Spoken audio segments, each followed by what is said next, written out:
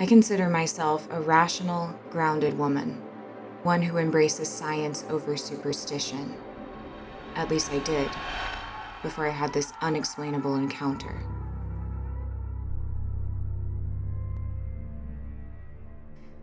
This event took place in Florida in 2012. I was 22 at the time and fresh out of college with a bachelor's degree in elementary education. I had just landed my first job, which was teaching third graders at a primary school in the suburbs. I rented a small house and got settled in. I was single at the time, so I didn't need much. The house was affordable, the neighbors were friendly, and it had a spare room that I converted into a cozy home office. My first year of teaching started off as well as could be expected. I was nervous for the first few weeks, but once I got into the routine, the time flew by. By early October, I had a firm grasp on the coursework and turned my attention to monitoring student progress. One of my students, a bright-eyed, eager girl named Jenny, was falling behind on her assignments. I often noticed her staring out the window or distracting other students by talking during class. I discussed these issues with her guardians, and starting the very next day, she diligently began spending lunch recess in the classroom so she could focus on her missing work with minimal distractions.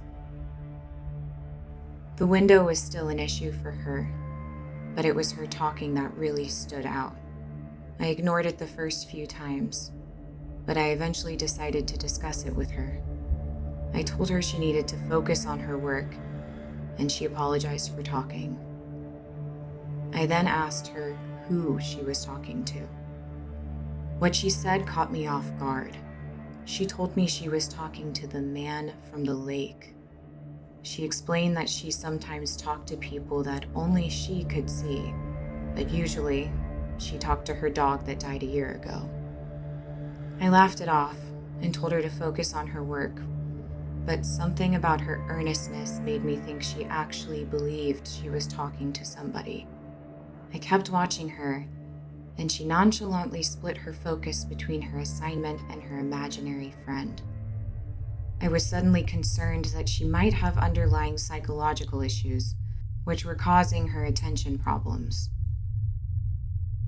A few nights later, I was up way too late, engrossed in the latest novel by my favorite author.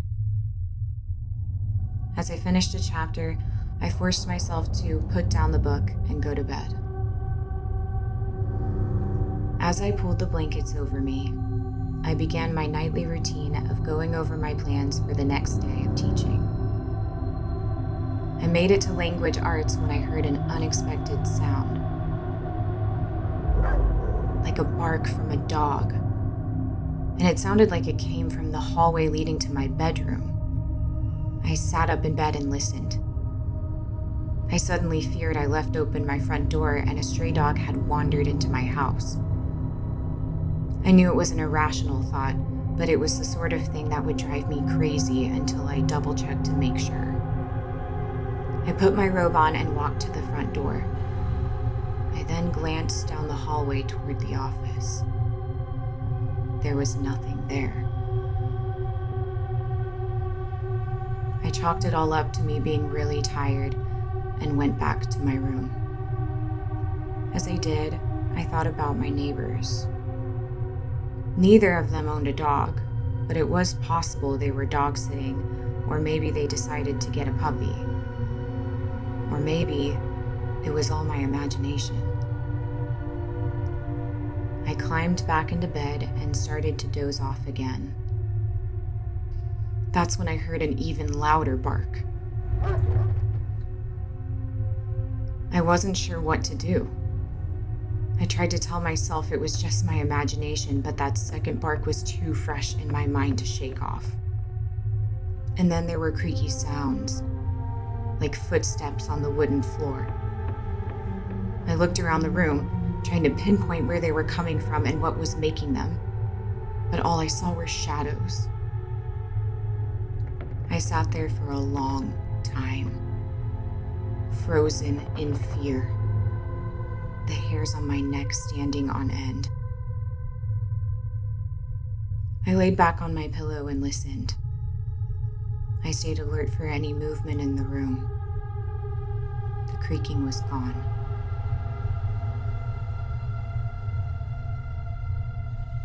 I remember thinking it was just the settling of the house.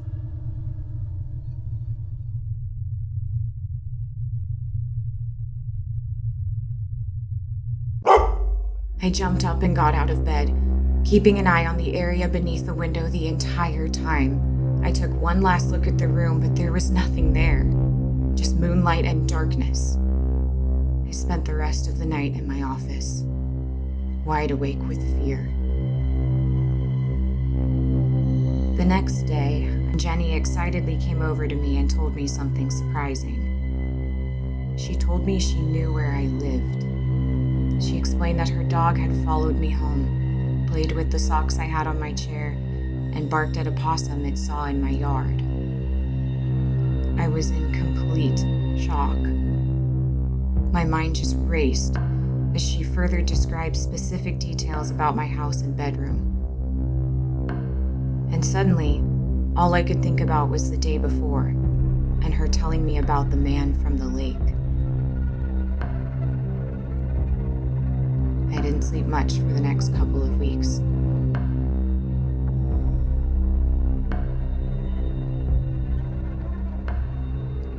I'm still a teacher to this very day, but I've never forgotten Jenny and the ghosts she sees.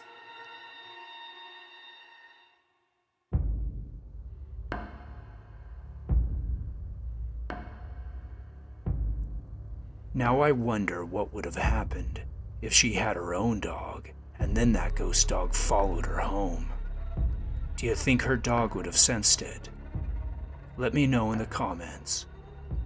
And remember, you're never alone, even when you live by yourself and you think you are.